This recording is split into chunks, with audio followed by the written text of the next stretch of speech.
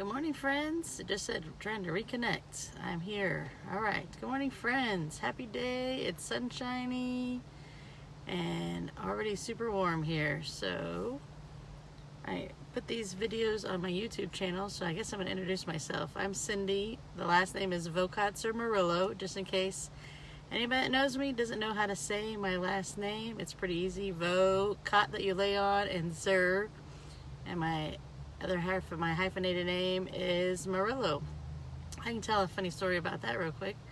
My mom and dad had two girls, and we have a long German last name, and I spent my whole life spelling it. How do you spell it? It's V as in Victor, Ochatzer. I have a wonderful friend that has a nice long Polish last name, and I'm probably one of the only few people in the world that knows how to spell her name correctly, because I had a long last name. So when I grew up and got married, I was like, I'm hyphenating my name. I've had this name my whole entire life. I will add on my married name to it, because in the United States you take your maiden name and hyphenate it and then put your married name. In a lot of Hispanic cultures, or in Hispanic cultures, you do the dad's name and then the mom's name. So Ellie actually has a hyphenated name too, because I wanted to carry it on, because we have one daughter, so she will carry on the family name also, both family names. That was a quick thing that had nothing to do with what I'm talking about, but I thought it would be interesting, and I thought I should introduce myself, since people on the YouTubes would be seeing me and they'd be like, what in the earth, how in the earth do you say that girl's name? And that's me. I am a super red-blue personality, so I will always introduce myself as Cindy to you. I will tell you my first and last name probably once, and then from there on out you will be, I'm Cindy, because I'm just like that. Just like I'm not a Cynthia, I'm a Cindy. I'm just what I am. I'm not a nickname of anything. I'm Cindy. So you will just know how to say my name, so you can say my name, but just call me Cindy. That's why my parents probably gave us a simple first name, because we had a long last name. Alright, I named this video How to Go From Terrifying to Terrific. Another little side note, my sister and I have kids that are in 2nd grade and 1st grade, so they're all about spelling words and everything. And when I typed this out, I was like, terrifying and terrific have to be in the top 10 words that get misspelled, because there's R's here, there's Y's, there's ING's.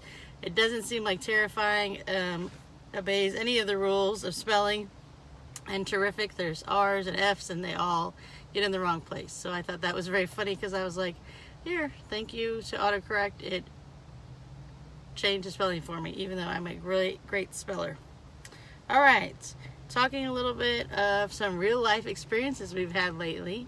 My husband and his sister took my mother-in-law to urgent care the other day, so they got to practice all of their advocacy skills that they got to learn from me over the last 22 years.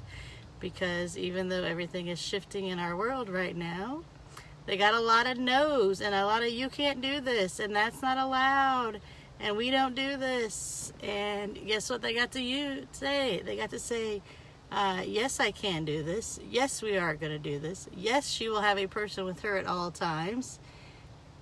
So I thought it was great that they were equipped with those tools in their toolbox to go and tell pushback. It's not being disrespectful. You do it in a very kind way, but you know your rights, you know your freedoms, you know what it is, and you make sure you're there for your person, because they're the ones there. You're in urgent care or the ER for a reason, or the emergency department. I haven't switched to the ED room as opposed to the ER room.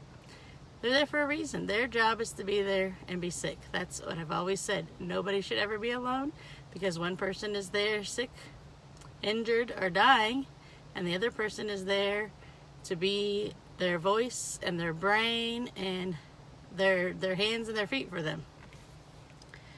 So I thought that was some fun real life experience that I could share with you guys. Also, we went to the pharmacy to fill some prescriptions. I haven't been to a pharmacy in a long time, And the lady at the window was very nice. She was like, hey, you need to do X, Y, and Z, and you can't do X, Y, and Z with this, or this will happen, or blah, blah, blah. Something major, traumatic was going to happen if you mix these two things together. And I was like, holy moly. Danny was talking to the lady. So this is also an advocacy thing. I just butted in after they finished talking. I was like, is this written down somewhere in writing? It's typed up somewhere, it's written down, it's something, because everybody says, you're going to remember something, and guess what? You will walk out that door, and you won't remember anything. Even the people with the smartest, quickest, best memory, they will not remember that you can't put the X and the Y together at the same time, or you will have a traumatic something happen to you, or you'll die. You won't remember it. It won't happen. We always say, I say it every time, oh, I'll remember it. Don't write it down on a card. I mean, even a simple thing as simple as a haircut.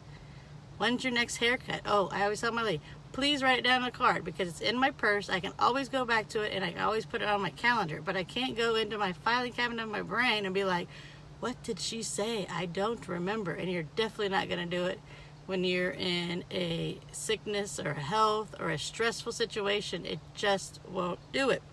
So anyway, the lady was like, no, it's not. That's why we have to tell you.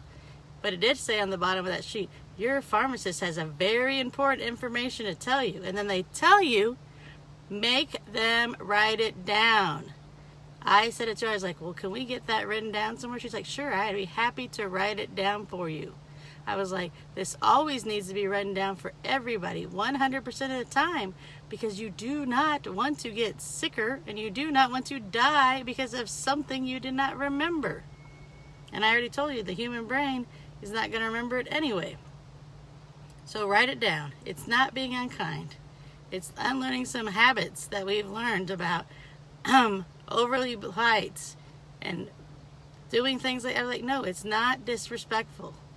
It's not doing anything. It's asking and advocating for yourself or for somebody else. It's not. If they really want you to do that. Because this is also what I've learned. Nobody is responsible for anything. You are 100% responsible for yourself anyway. Nobody is responsible. If something happens to you, they are not responsible for that. They are responsible for it, but they're not. The whole world is, I'm not responsible for this. I'm not responsible for that. I'm not responsible. That was the biggest lesson I learned. When they told me that they were not responsible if something happened to Ellie, that's when I said, no way. Then that means I'm 100% responsible, which I was anyway. The ball is always in my court, to put an analogy. The ball is in my court. There's no responsibility from any business, company, big pharma, big anything, nothing. It's all you. That's why you have it anyway. You have the empowerment. You don't need anybody's permission.